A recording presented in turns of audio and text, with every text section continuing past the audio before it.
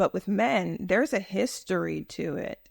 And it's the Tuskegee Syphilis Study in 1932. Right. So from 1932 to 1972, there was this experiment that was done with men. Okay. And there was no informed consent. They were promised free meals, burial insurance, and free medical care.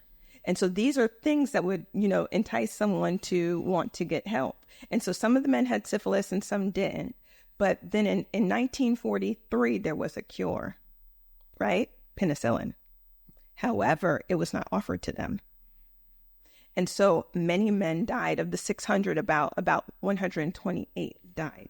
And a lot of us know that story. Yes. And the women were infected and the children that were born. So not to get too into that, but we a lot of times don't know why we have resistance to certain things. So if you see that you weren't taken care of, your community was not taken care of, a lot of times it trickles down. So you might see as a man that for some reason you don't want to go to the doctor. You don't believe in medicine.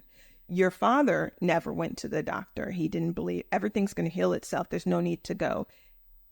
Your grandfather, and you don't know why, but it might have gone back to things like really that. Goes back to the issue of and it goes trust. Back to trust. It so really it's goes back to trust. If you're saying you're African American, and if you're tracing your roots back to Africa, you said, well, they use herbs, and Caribbean use herbs and different things, and the diet was totally different. That's true. Than what we are exposed here.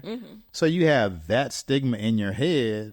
Like, why should I trust when I'm hated? Yeah. Because if most of your doctors don't look like you.